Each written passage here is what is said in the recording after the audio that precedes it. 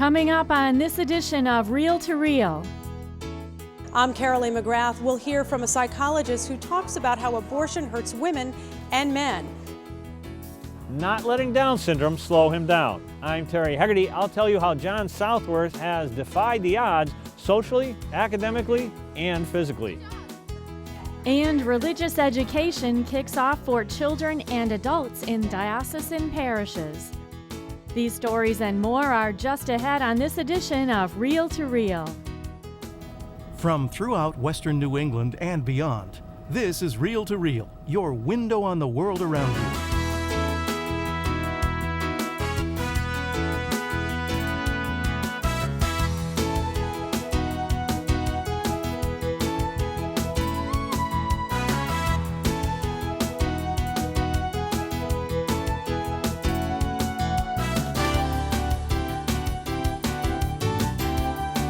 Here is your Reel to Reel host, Sharon Roulier. Hello and welcome to Reel to Reel.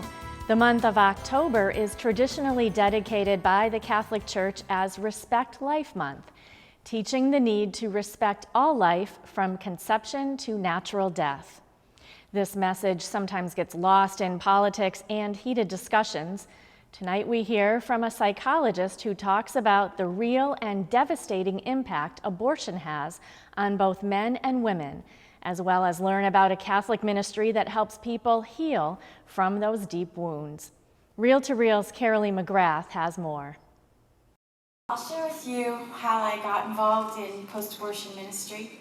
Dr. Teresa Burke is the founder of Rachel's Vineyard Ministry, a post-abortive ministry of Priests for Life. Dr. Burke, who spoke at the 2013 Mother's Day dinner, developed the retreat weekend model where women and men can go away to begin to heal from a past abortion. Each weekend is run by a team of people trained in the Rachel's Vineyard process, including a professional counselor, women and men who have also experienced abortion, and a priest. Everything is kept confidential. Abortion, because it's usually done in secret, and there's a lot of shame involved. There's a lot of ambivalence and conflict. That's why anybody would tell you that abortion is a very difficult decision to make. So consequently, people's feelings about abortion, their emotions, their stories never told, it's a trauma that they undergo that they're not able to grieve. Burke wrote the book Forbidden Grief, where she discusses the many devastating effects abortion can have on women, which are often dismissed by the media and even therapists. Those feelings get stuffed, those memories get pushed away, and then it can lead to the eruption of other symptoms, like eating disorders, different addictions where you want to run away and numb the pain, relationship problems because abortion happens in the context of a relationship. Joetta Dawson, who had an abortion in college, is now a volunteer at Rachel's Vineyard Retreats.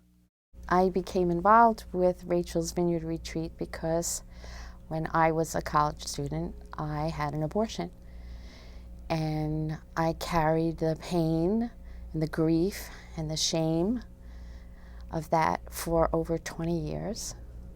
Joetta, who made her retreat at the National Shrine of Divine Mercy in Stockbridge, went on to marry her college boyfriend.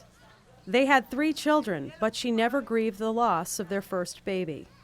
I wore a mask where the rest of the world saw a person who was fairly well together, had a career, had a marriage, had a life, but inside of me, I wasn't any of those things. I was anxious, I was depressed. While abortion is often thought of as a women's issue, it also has a tragic effect on men as well. Dr. Burke says there are millions of fathers out there who are left heartbroken by a past abortion. Philip Myers is one of them. What were the circumstances with the abortion? Well, it was a long time ago, good 30 years. My wife actually worked at an abortion clinic, and we became pregnant, and we were not ready. The typical, we weren't ready, so we decided to have an abortion. Philip, who made his Rachel's Vineyard retreat in 2010, is now a volunteer as well. Both he and Joetta hope more men and women will make the retreat and begin the healing process. We always hear about abortion being a woman's issue. It isn't just a woman's issue. The men suffer also. They suffer in silence. They don't want to be thought of as weak. We have to be the strong ones. We can't cry. We can't show emotion. It's kind of dumb. But that's the way we're brought up. That's what we're taught. But Philip and Joetta know that there's help for those suffering from abortion, and God's love and mercy are for everyone. Reporting for Reel to Reel, I'm Carolee McGrath. For more information about Rachel's Vineyard retreats in the diocese, you can call 413-452-0686. That's 413-452-0686. The next retreat will be held starting Friday, November 1st. Parishes in the Diocese of Springfield celebrated Catechetical Sunday last weekend, kicking off a new year of religious education. Religious education plays an important role in all parishes as it helps to inspire and inform young and old on their Catholic faith. David Martin visited 2 parishes in the diocese that are integrating religious education with Sunday Masses, helping to bring a better understanding of the lifelong journey of faith we are all on. Good morning, and thank you all for coming out on this lovely day. Sister of St. Joseph Paula Robillard, the Director of Religious Education for the Springfield Diocese, said parishes have further responsibility to their children during the school year, in addition to the academics. That is of sharing their faith with the young people. And all of our parishes have fine religious education programs where they reach out to children as well as adults to help them to come to know better who God is in their life. Teachers, parents, and students gathered for 9:15 Sunday morning Mass at St. Elizabeth Church in Ludlow on Catechetical Sunday. St. Elizabeth pastor Monsignor Homer Goslin called all the catechists to the altar for recognition. It makes me think of the phrase, it takes a village. That's what it takes to teach religious ed to these children. And so for them to know that they're respected and that they are appreciated. After the Mass, parents brought their children to CCD classes at the St. John the Baptist School. Leslie Groh has been a second grade catechist for over 4 years at St. Elizabeth. I was never able to have children of my own, but every week I get to go and have 25 children who I can share my faith with that I couldn't do with my own children, but just to see their faces light up and just to see that they do love Jesus and that some of the things that we talk about in class when they have one of those aha moments, it means the world to me. Paula Davies has been a 7th grade catechist at St. Elizabeth for 8 years. Paula encourages her students to take their faith back into their schools and families and to share the compassionate qualities of Christ with others. I feel like we plant a lot of seeds in them, and hopefully they'll take that one little grain that really touched them during the year, that one truth that they can hold on to and begin to live out in their lives. Just seeing the kids, the teens, that really do eventually get it and come back. We have, probably 12 teens in here helping teach religious education. God gave you Jesus and Mary. Awesome. Religious education is a lifelong process. All aspects of parish life are enhanced when parishioners are informed and articulate about their faith and the life of the church. So parishes have programs for little children, for junior high children, for high school children. Many of those high school children are preparing to make their confirmation. And then we also have programs for adults. Sometimes we kind of forget that they don't need to learn everything they need to know in the first 12 years of religious ed, because we learn about God all our life.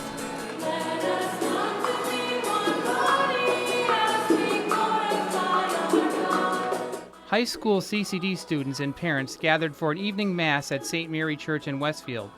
Pastor Father Brian McGrath said his parish begins every religious year with a catechetical Mass, so young people can learn more about the liturgy and determine what their commitment to the church and God is. Father Brian has high praise for the religious education ministry of the Springfield Diocese. It's a valid ministry, it's a powerful ministry, and it'll be a great great blessing to our church as this year goes. I am really, really grateful this year. I think we have awesome teachers who are really eager to share their faith with the kids. After Mass, students and parents met at the St. Mary's School for CCD classes and a parent-guardian confirmation meeting. Sister Paula said it is the perfect opportunity for parents to reflect on their own faith, which they are passing on to their children. Parishioner Luann Garcia became Catholic when she was married in 1984. She wants her sons to experience the religious education program at St. Mary Church. Just to understand more about God and how important it is to go to church and to have God in your life, and just to know more of what religion is and how God talks to people. I'm going to associate to be a teacher, so it really helps to get the experience and to work with the kids, see what teaching techniques they like, what they don't like. Sister Paula said adult religious education is also very important because it is designed for people to learn how their relationship with God continues to grow. She said some are interested in spirituality and scripture, so a variety of adult religious education programs are offered throughout the diocese. For Reel to Reel, I'm David Martin.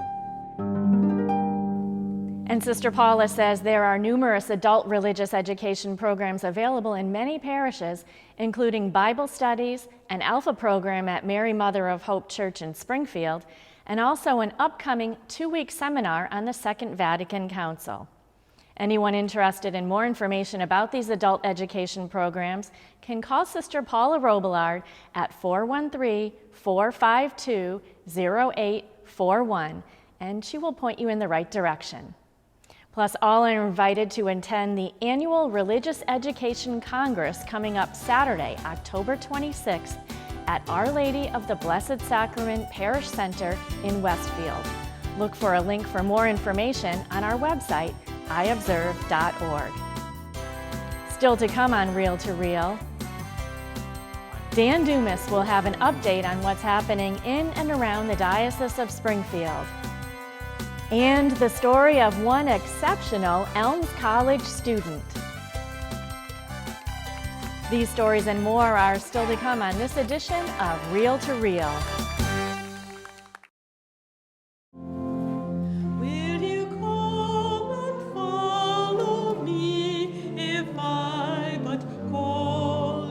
The Chalice of Salvation, your weekly spiritual connection. I'm Passionist Brother Terran Scanlon, your Chalice host, inviting you to join us on Sunday morning at 10. Join us this week as we welcome Bishop Timothy McDonald and our religious educators from our diocese. The Chalice of Salvation, your spiritual connection, Sunday mornings at 10, here on 22 News.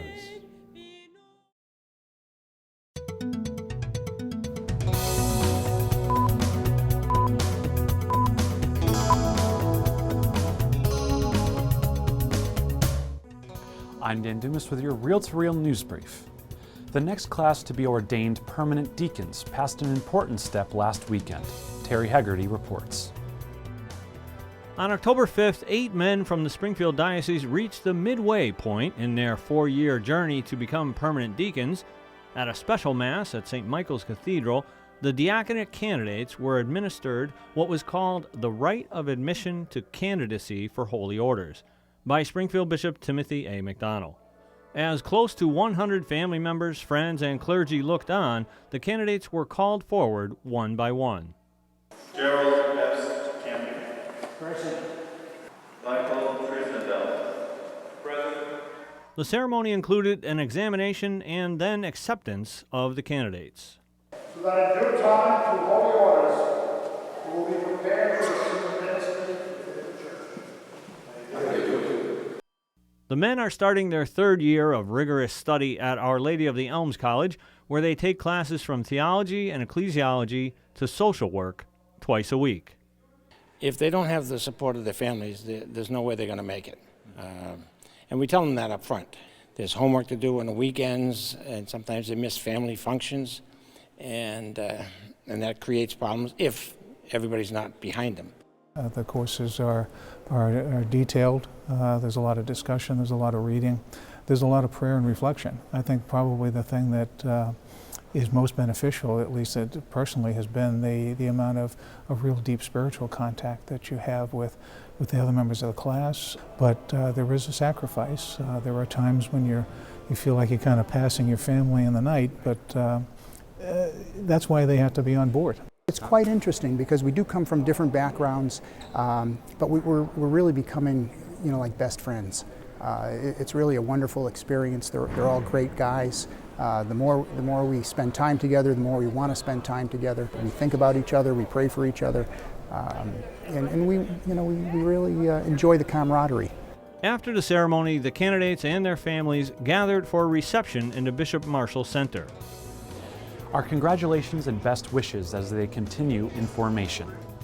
And finally, Reel to Reel's very own Mark Giza is again heading up a local theater presentation. William Inge's play Picnic debuted on Broadway in 1953, winning a Pulitzer for the year's Best Play. Director Mark Giza of the Theater Guild of Hamden revived Picnic for an area debut at the Greenhouse Theater in Hamden on October 20th. The theme of the play basically is about trying to get the most out of life. My character's name is Madge Owens. She hears this train come into town every so often. She always thinks about what could be outside of the town. And then one day, Hal comes off the train and kind of turns everything around, and that's her way out. His character and his demeanor is kind of like a James Dean wannabe. And before you know it, I'm stealing my buddy's girl, and then I get run out of town, and the girl comes to meet me. There's drama, passion, and conflict. I hate you! Really? So by the end of Act 2, he gets put in his place by a school teacher, and she uncovers his, so to speak, his faults.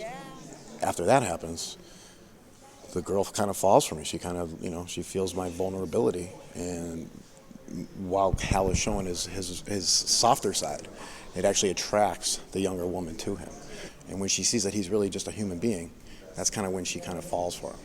And after the curtains are drawn and the lights dim to black, I would like to say in a perfect world that Hal and Madge live happily ever after, but we can honestly, it's safe to assume that things probably don't work out for that much longer.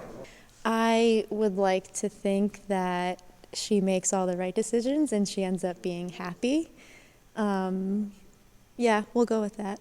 The reason, really, I think anybody should come see Picnic, especially this production, is because of the 11 actors I have in this play. I've been casting and directing for a long, long, long time, and these 11 actors are probably one of my favorite and finest casts I've ever had.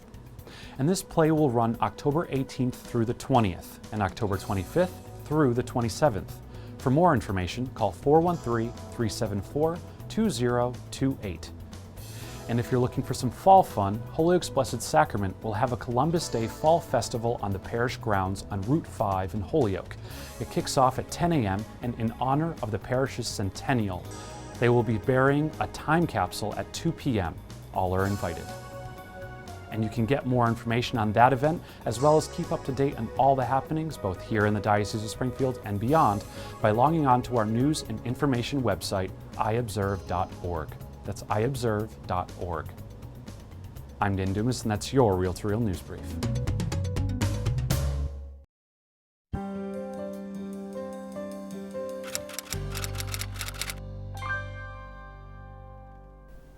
I have often been labeled a perfectionist, and while striving for excellence is a noble goal, I have learned that only God is capable of defining and creating true perfection. But sometimes we fail to recognize that divine genius. So I think all of us need to take time to reflect on the character and wisdom of the people in the cover story of the October issue of the Catholic Mirror. After losing one child before birth, Deacon David and Ann Southworth welcomed and cherished their second child, John, who was born with Down syndrome. Deacon David and Ann have relied on experts, both earthly and heavenly, as they have nurtured the achievements of their son, who is now 24 years old. The Year of Faith profile highlights the efforts of an Eagle Scout and 2 dedicated parishioners at Our Lady of the Blessed Sacrament Parish in Westfield. Just looking at the photos of their newly created Stations of the Cross garden made me want to go there. I can smell the pine trees and feel the breeze through those branches. In other stories, Father Thomas O'Connor, a Holyoke native, shares the story of the accidental or providential road to his recent election as the abbot of Glastonbury Abbey in Hingham, Mass.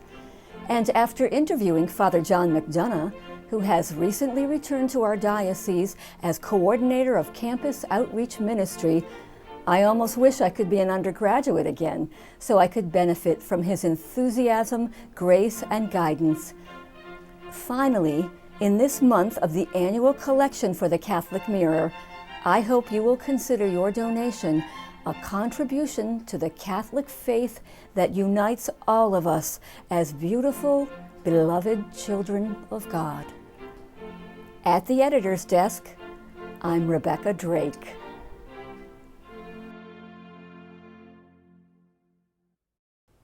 And as Rebecca Drake just mentioned, John Southworth has accomplished much more than many people would have thought possible when he was born more than 2 decades ago with Down syndrome.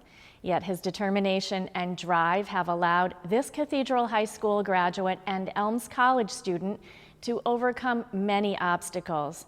Success which can also be chalked up to the high expectations of his parents and others who have guided him. Terry Hegarty visited with the Southworth family and reports now on John's very busy and demanding schedule and his inspiring story. John Southworth, a 24-year-old Our Lady of the Elms College student with Down syndrome, has defied the odds his entire life. Deacon David and Ann Southworth of Springfield have absolutely no doubt that divine providence was at work even before John was born. At one particular screening in Ann's 8th month of pregnancy, Providence stepped in. Ann says that during her previous ultrasounds, the doctor had always shut off the machine and then reviewed the results. And this time she came in and she read the results first and said to me, perfect. And just as she was going to turn the machine off, John's heart stopped. So she pulled me off the table and she put me in her own car, drove me to the hospital, and there was John. As if that switch had been turned off, as it usually would have been, he wouldn't be here. So he's certainly a gift from God. Deacon David and Ann say that John was meant to make a difference. He was absolutely meant to be, and we've seen signs of that all throughout his life. It's just amazing how God has worked in his life. Down syndrome interferes with a person's cognitive and physical abilities. One would think that John should not have been able to meet the demanding standards of Springfield's Cathedral High School and graduate in 2010.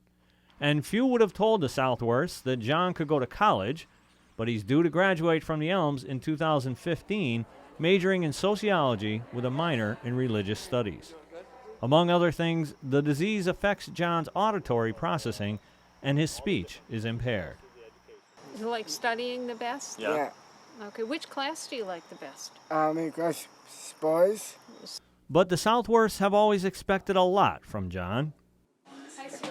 Hi, Mom. If you believe in a human being and you give them what they need to reach the goals that they're able to do, they're happy to put the time in because the love is there to bring them to where they need to go. What does he give to me as a parent? I think what every parent gets is the joy of watching your kid achieve and at his own level.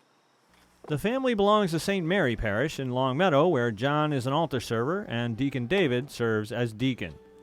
Deacon David is president of the Southworth Company, a local specialty paper company, and served in the Springfield public school system for 40 years before retiring in 2010.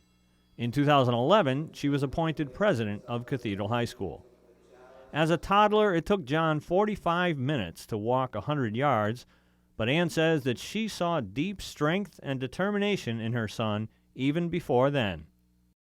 John has not only defied the odds socially and academically, he's not supposed to be as physically capable as he is either. Running a cross-country race on a course like this would have been unheard of for John years ago. But apparently, no one told him that.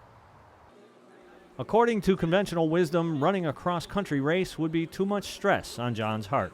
But today, with his one-on-one running coach, Matthew Hegarty, he runs 5-kilometer races for Elms College.